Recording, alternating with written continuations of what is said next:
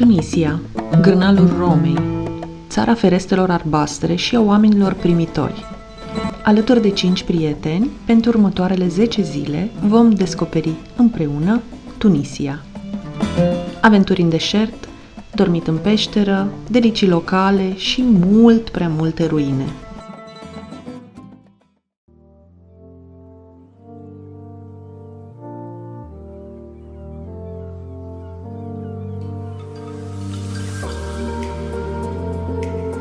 Într-un final ajungem în Matmata, tărâmul berberilor și al caselor săpate în stâncă.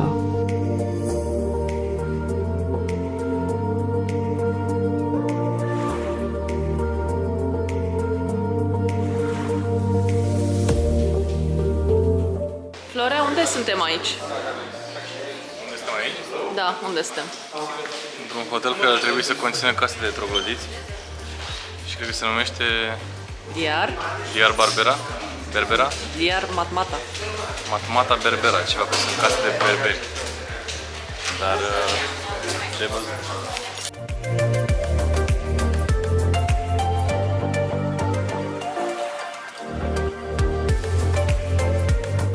Ne-am luat camere troglodite. Uite, scrie aici rooms, în partea aia. Camera habitațion. Și nu sunt stil vechi, troglodit, fără geamuri, ca și cum ar fi săpat în peșteră. Chiar săpate în peșteră. Și arată foarte mișto din poze. Să vedem acum cum arată efectiv. Salam! Salam, ça va? Ça va, ça va. Wow! Uite cum arată hotelul ăsta. Cât scrie acolo? 109 scrie acolo. Cât avem noi? 103. Uite, aia este. Acolo.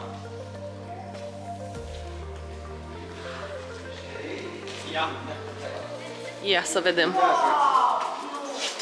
În premieră doar pentru voi. Ta-da! Ta-da! Nu cred cât de tare e! Vai! Și avem un hol micuț. O baie. Hai că arată mai bine decât mă așteptam. Avem geam la baie, în schimb. Nu cred că avem geam. Ba da. Iar aici, ia să vedem, se aprinde lumina? Se aprinde. What? Doamne, uite cum este camera. Ne putem să cu capul. Foarte joasă. Vai. Mi se pare super cool. Se pare super cool.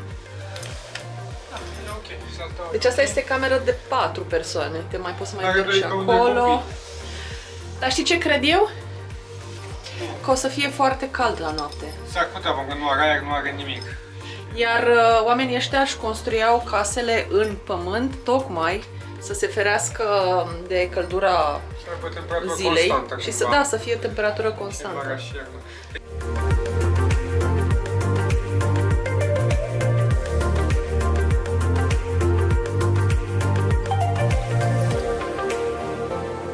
George, îți place camera? Nu. Nu-ți place? Nu. Nu. Afară cu Era tine. mai frumos la curt. Chiar era mai frumos la curt. Afară cu tine. Afară. Mie îmi place, mi se pare interesant. Măsurasem de lux. Și opulență. Dar e interesant. Sper să ne pună să vânăm mâncare. E deosebit, de fapt. Nu că Da, dar dacă nu ai niște aur pe pereți și astea așa, nu are haz. George Niște aur și diamante pe pereți. Da, și niște pahare de cristal. Toate diamantele. Gata, ne-am și trezit și acum plecăm spre următoarea destinație. A fost foarte mișto hotelul, camera de hotel a fost chiar interesantă și am dormit foarte bine, pentru că a fost temperatură chiar bună, cred că 20 de grade au fost toată noaptea, astfel încât a fost o alegere bună, să alegem o cameră troglodită în loc de o cameră normală de hotel.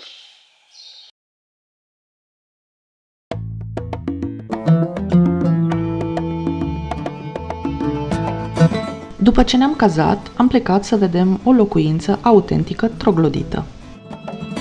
The natives, the locals, localnicii, cei care au fost născuți aici, okay?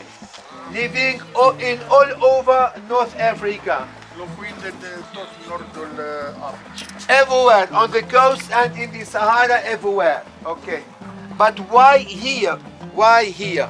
Și de ce se pune întrebarea de ce să locuiască aici? And under the ground. Why? That's De an ce, exception. de ce de desubt? The Berbers here, the tribes, the name was Matmata. Matmata was the name of the tribes. Triburile berbere din această zonă se numeau Matmata. As farmers living along the coast in the plains and living from farming, from agriculture. Așa, și erau No agricultori, Bedouins, no nomads. nu erau nomazi, erau cultivatori de cereali. Yes. With the arrival of the Arab tribes Odată cu sosirea triburilor arabe, invading Tunisia, care au invadat Tunisia, they ran away au fugit to take refuge here, și s-au refugiat în zona aceasta, under the ground, de desubt. digging into the ground, Au săpat în pământ, because they have realized that it must be here very, very hot in the summer and too cold in pentru că au the realizat winter. faptul că o să fie extrem de cald vara și foarte frig iarna. Well, the average temperature is 21 all year long here, În house. in house. Deci 21 de grade au în casă, indiferent că e vară sau e iarnă. Nice cool in the summer and warm enough in the Deci este winter. plăcut, e răcoare vara și de asemenea iarna, dacă sunt 21 de grade, e în regulă. They stayed here. Și stau aici. It was easy to make here shelters or houses as troglodyte houses, I mean under the ground. Why easy? Zice că a fost ușor să realizeze aceste adăposturi, pentru că aici este un sol, de fapt un lut. It's easy to dig, Easy. easy, quickly to finish a house. Deci ușor puteau să-și construiască, să sape, să-și construiască adăposturi. That's what we call, do you know the name of this sand, of this earth? The golden what? The golden tooth. Asta este You know the name tooth? tuful este, Tooth, but the golden one. da, este vulcanic tuful, da? And it's not good with the rain. Exact. Dust falling down, okay? That's the bad thing, okay? And against insects, and to keep it clean, we need, look, Este washing. potrivit și împotriva insectelor. Nu sunt insecte în Yes. zonă.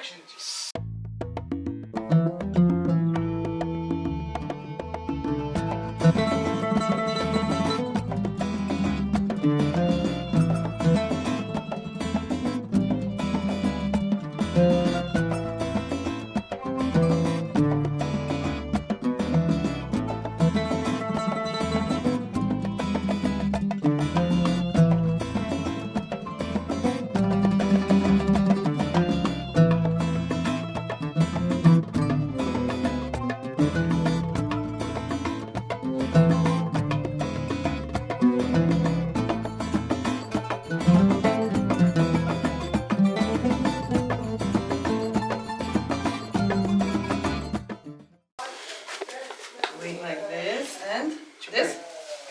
Okay. رومانيا Romania. مرحبا شكرا شكرا. شكرا شكراً. رومانيا bună ziua Bună ziua! da Ia stai să vezi. hai Ah, ok.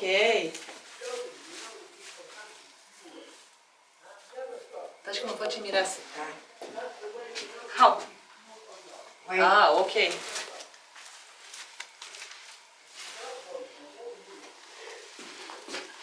Hop.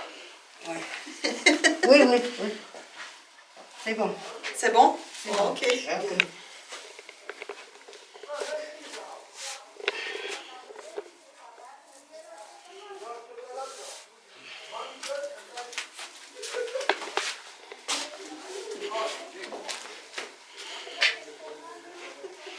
Hai, da.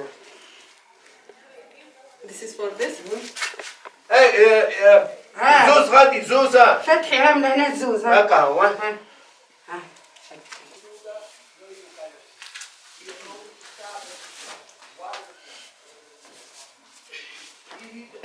Ta-na-na-na. Ca să vezi, uite, pune pe pat.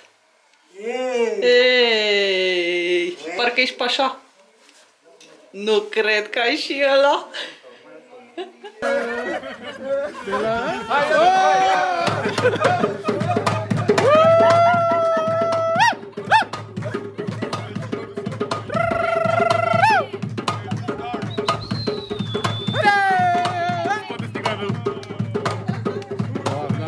Pune gura pe ea! Haide! Haide, capra! Haide! Pune gura pe ea, mă, nebunule!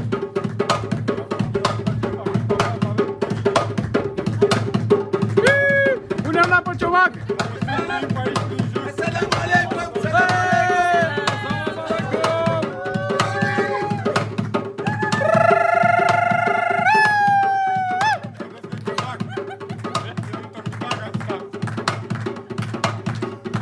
Beslema! Hai!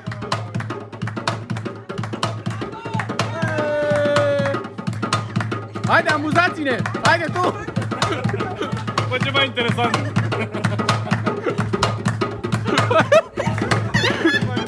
Now the kids. What kids now? Yeah, what kids? Wow. Engagement, what kids here? Now we engage. Now with the kids. Yes!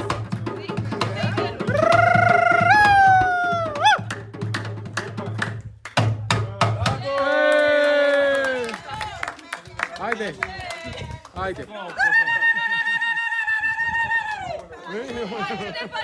De la mine a luat-o. Nimeni.